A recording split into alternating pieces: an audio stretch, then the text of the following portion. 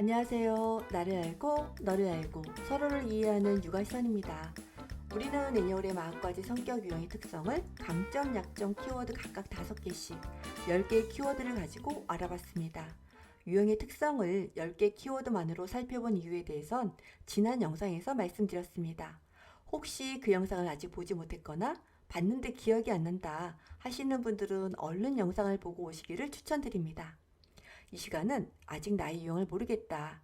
이것도 맞고 저것도 맞고 혼란스럽다 하시는 분들을 위해서 자신의 유형을 찾는 데 도움이 되실 수 있는 내용으로 준비했습니다. 우리는 지금 애니어램이라는 나침반을 가지고 나를 찾아 떠나는 여행을 하고 있는 중인 거 기억하시죠? 여행을 떠날 때 가장 중요한 것은 여행의 목적 아닐까요? 잘 먹고 잘 쉬러, 새로운 나라를 경험하러, 친한 친구들과 여행도 하고 친밀감도 쌓으러 등등.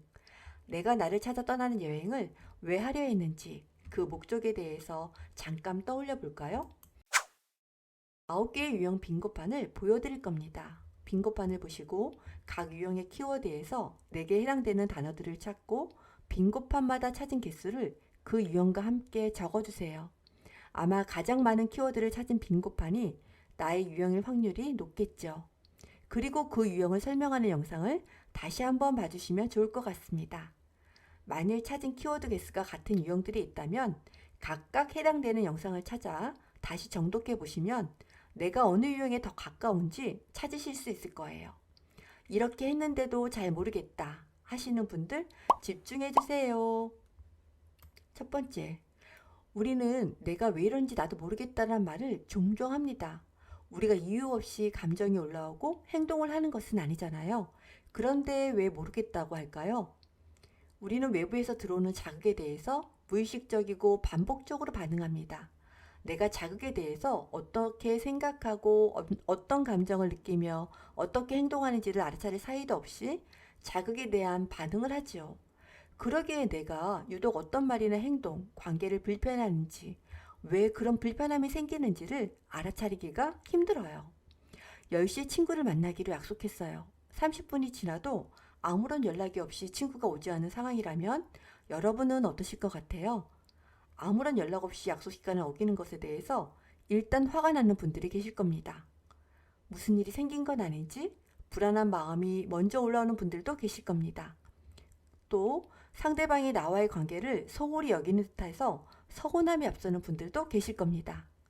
물론 우리는 화도 나고 걱정도 되고 서운하기도 하고 3가지 감정이 다 섞여서 올라오지요. 그런데 자세히 들여다보면 그 상황에서 평소 내가 중요하게 여기는 욕구나 가치에 따라서 가장 먼저 드는 생각과 그에 따라 느껴지는 감정, 행동은 달라져요. 화가 났다가 무슨 일이 생겼나? 불안감이 들 수도 있고 걱정하는 마음이다가 도대체 이 친구는 나를 어떻게 보길래 아무런 연락이 없는 거야? 서운함이 들 수도 있고 우리가 이럴 사이는 아닌데 어떻게 나와의 약속을 늦는 거지? 서운해하다가 그래도 시간을 어기는 건 아니지? 화가 올라올 수도 있죠. 여기서 우리가 알아차려야 할 것은 제일 먼저 드는 생각과 감정, 행동하고 있는 자신의 모습입니다. 이와 비슷한 상황이 생기면 아마 나는 같은 반응을 하고 있을 겁니다.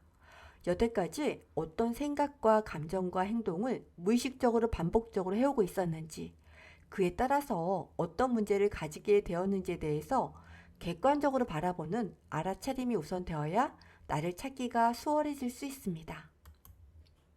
두 번째, 애니어램을 통해서 나를 찾는 여정의 첫 번째 단추는 강점보다는 나의 약점 알아채기입니다.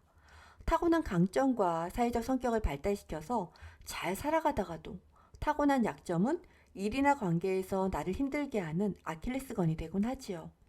나의 약점을 인지하고 인정하는 것은 누구나 힘들어요. 그러니 다른 사람이 나의 약점을 알아챌까봐 전전긍긍하게 되고 알아채기라도 하면 화를 내거나 포장하기 바쁩니다. 나의 유형을 잘 찾기 위해서는 나를 힘들게 하는 아킬레스건, 약점을 알고 인정하는 것이 중요합니다. 있는 그대로의 나를 직면하는 것, 특히 나의 약점을 직면하기란 생각보다 쉽지 않습니다. 우린 나의 모습을 왜곡해서 바라보기도 하고 나는 그럴 수밖에 없었어 라고 합리화시키기도 하지요. 그런데 가만히 보면 약점과 강점은 동전의 양면과 같아요. 강점이라고 생각했는데 상황이 바뀌거나 관점을 달리하면 약점이 되는 거죠. 인류형을 예로 들자면 그들이 가지고 있는 강점은 너무나 많아요.